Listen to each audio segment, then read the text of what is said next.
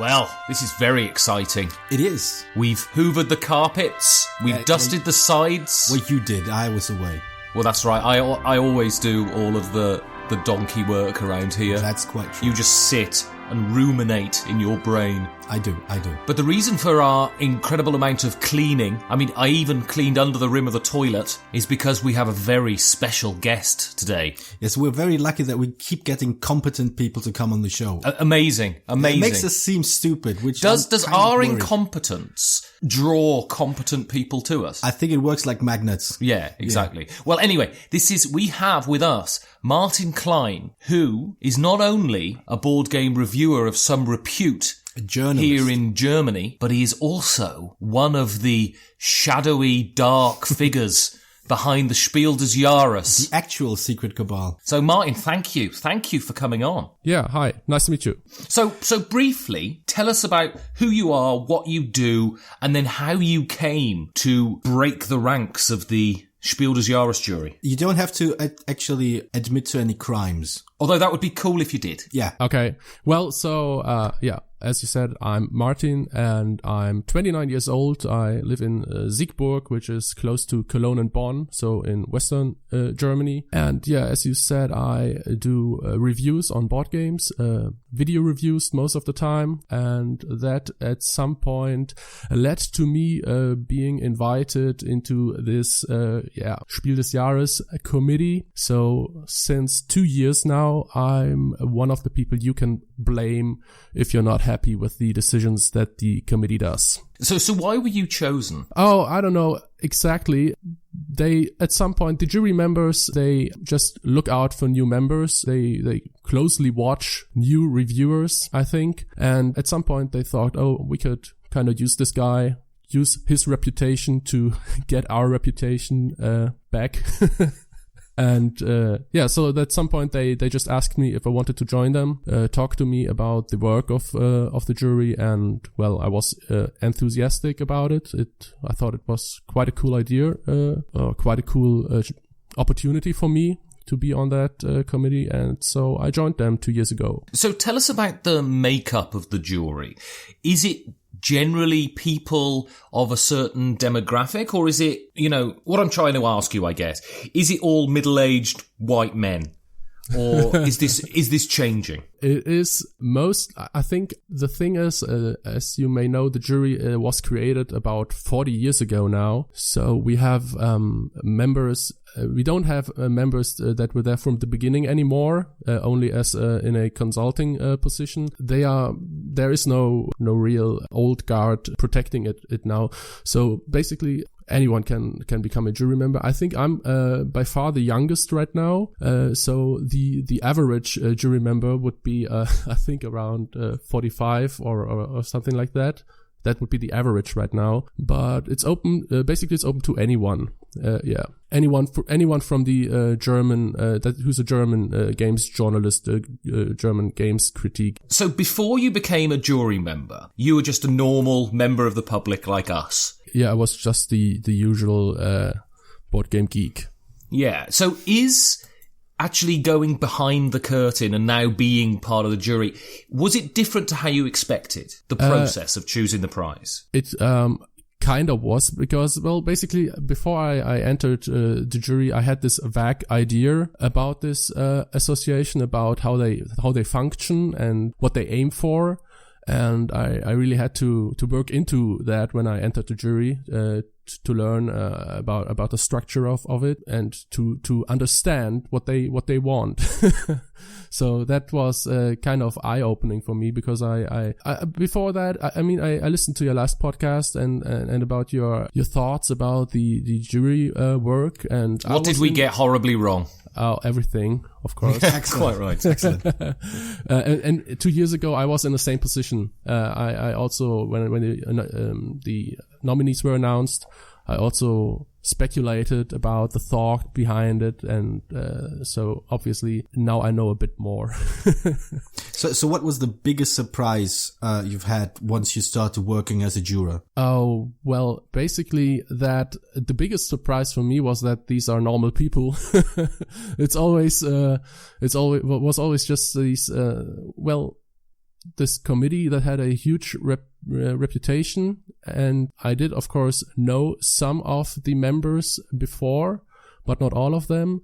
And in the end, they are just people that are enthusiastic about board games and not some kind of, as you said, old guard or something like that. So who are they? Are they all journalists or are some sort of game designers, publishers, that sort of thing? No, they're all journalists. It is explicitly forbidden for us to be a game designer or in any other way connected to the industry. So we have conflict of interest sort of thing. Right. We have to be completely independent. So the jury consists of journalists of different types. We have guys writing for newspapers. We have people from the internet. I myself, as I said, am a video blogger, and then there are other bloggers. There are people writing for hobby magazines like the Spiel box.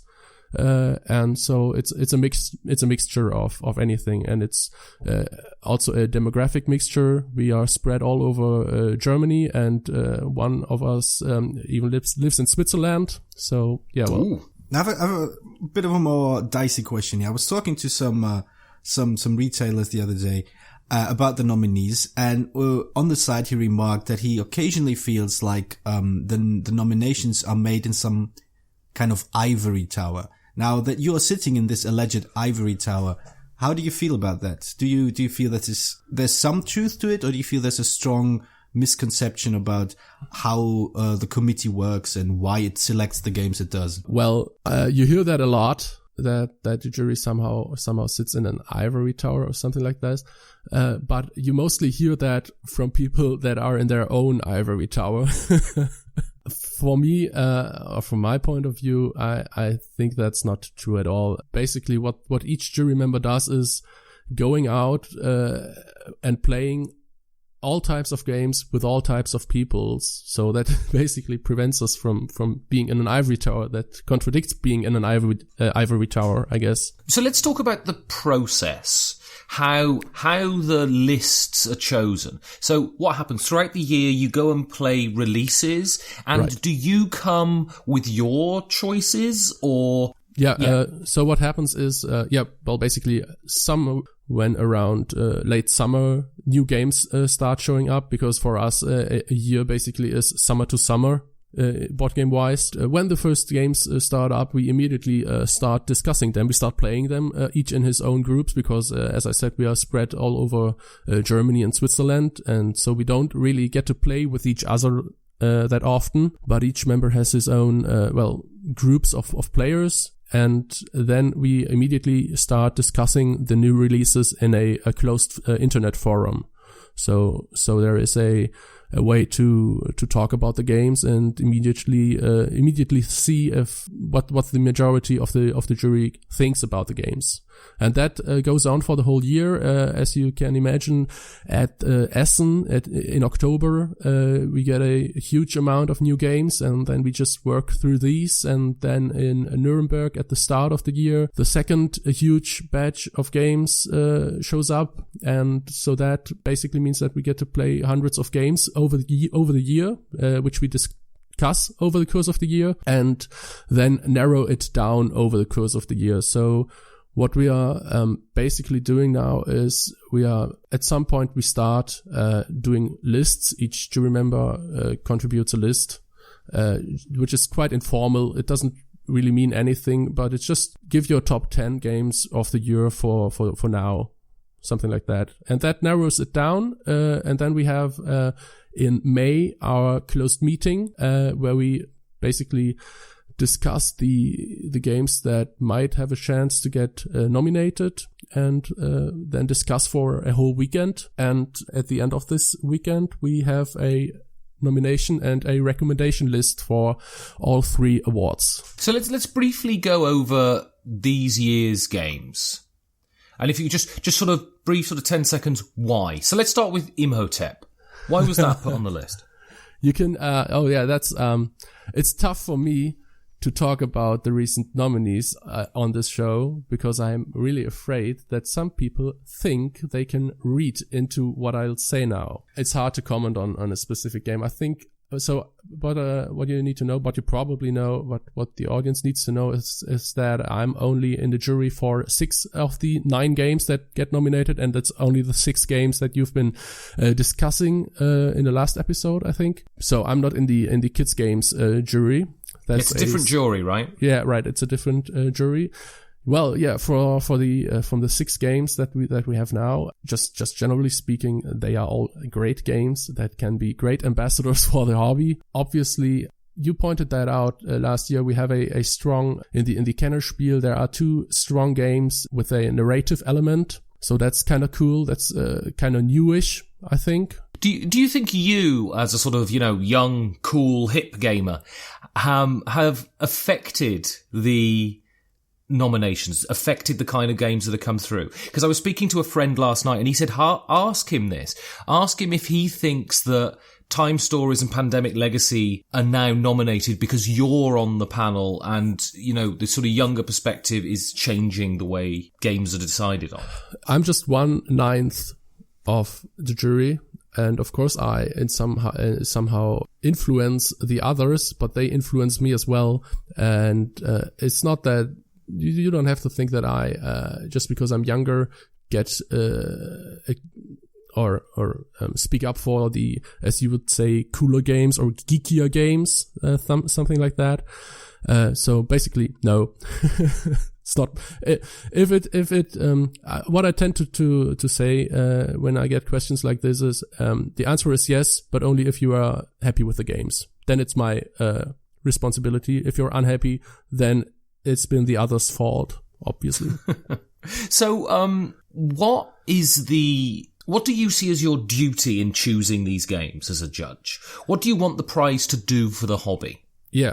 What I want the prize to be is, well, basically, as I just said, to be a ambassador for board gaming. That doesn't necessarily mean that the game has to be a great family game. That's something that came up in your last episode. I think you discussed that the Spiel des Jahres has to be a family game. And that's not necessarily true. There are other groups, of course, that are kind of the target of the Spiel des Jahres, because, well, basically, what I think the Spiel des Jahres is just is the consumer, those who play games, and basically those who don't have that great an idea about what games exist. Those that still think when I'll talk to them that I play board games, that then they still think that I play Monopoly all day or something like that. And for those, that's basically for whom the main award you can say is, but that doesn't necessarily mean families. That can be any group. That can be groups of friends. That can be groups of co-workers or something like that.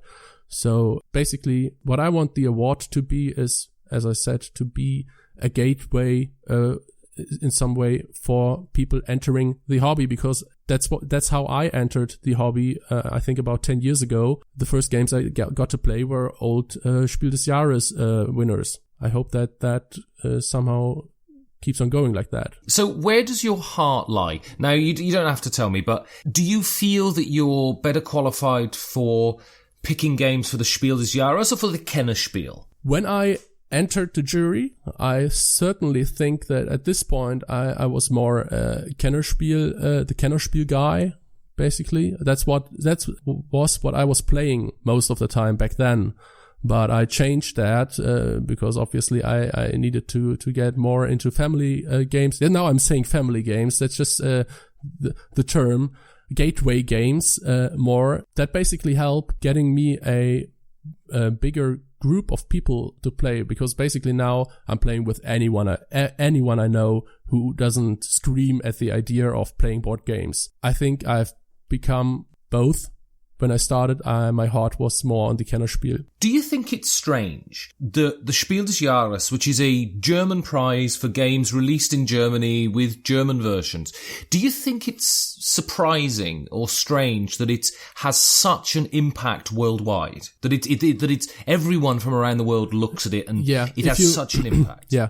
If you look at it nowadays, it certainly seems weird. Why is a German award that widely regarded or that well regarded, even in the US or something like that?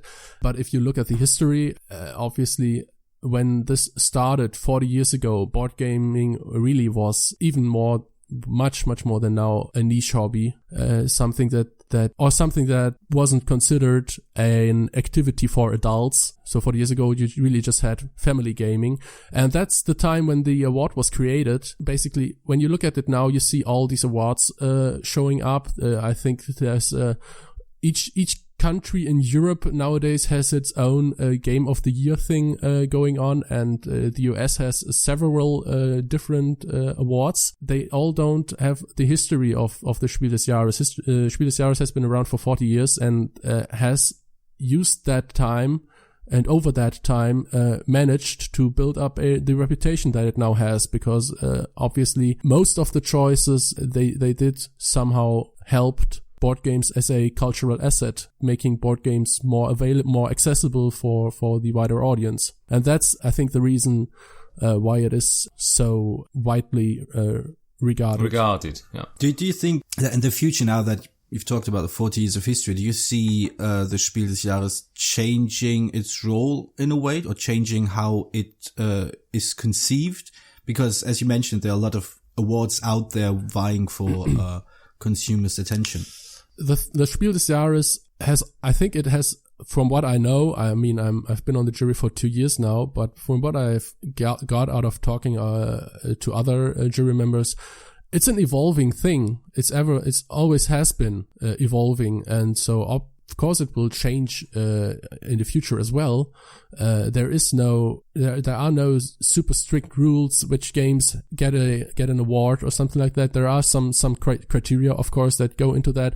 But obviously, as you said in the last show, the jury also looks at the zeitgeist of board gaming. And so obviously it changes. Of course, you can't nominate games now that would have been nominated 30 years ago or something like that. And I'm not sure if the other awards will influence the Spiel des Jahres. I don't think so right now, but it's hard to tell beforehand.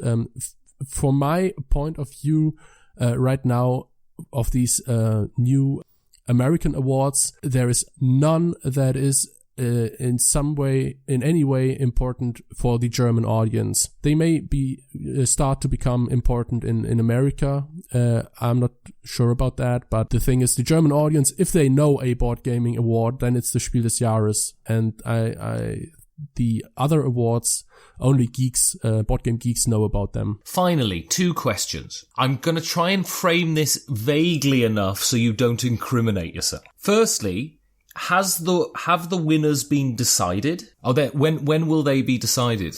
They will be decided the evening before, or the day before the announcement in July. So that's good for me. I can't unintentionally give away anything because I don't know it yet myself, because we each get to vote the day before. And so how is it a majority thing? So if 5 people vote yay, then the game wins? Yeah. So it's kind of like electing a pope in many ways. Yeah, we also do the white smoke thing. Good. So the game's been decided. These are weird connotations now. Is that so? You burn the games that didn't win, and that what produces the smoke. We immediately sacrifice them and eat the leftovers. I've one question. I'm going to just inject it in here because I wanted to ask it earlier, but the conversation moved on. What kind of, I mean, you can talk about your experience last year, not this year, but what are the typical kinds of disagreements or arguments you have with other jurors about games? A typical disagreement, hard to tell. It can be anything. It can be, when we start discussing, we all have played, the games, a bunch. And, so since we mostly talk over the course of the year already on the closed internet forum, we already basically know what other jury members think, and so there are no huge surprises in a way that, oh, I thought this game was great and now all of them don't like it in a way. Yeah, I don't have a typical disagreement for you now, sorry. But does that talking about the game influence the way you play the game with your own group? I mean, if everybody in the jury goes, this was underwhelming, do you go with a certain... I mean, do you feel like this influences the way you introduce the game to other players? Of course, the feedback from the other jury members also influences me. If I think a game is horrible, and then 5 others speak up for the game and say, no, play it, try it again, then I'll of course give the game another chance and try it again. On the other hand, if there's a game that none of us likes or no one speaks up for it, then I don't have to waste more time on the game. You can't tell us who's won, is what you're telling me. I can tell you who won last year. You see, because I wanted to go to the betting shop and put some money on the winner, but you're not helping me here, Martin. Okay. I would say that it's probably going to be Codenames or Imhotep or Karuba. All right, brilliant. And the Kennerspiel? I don't know if there's a way to bet on all 3 of them so that you... the Kennerspiel, I think it's Pandemic or Time Stories or Isle of Skye. I don't know. Yeah. For the listeners out there, listen to the way he said those words. And you'll be able to divine which one is the winner.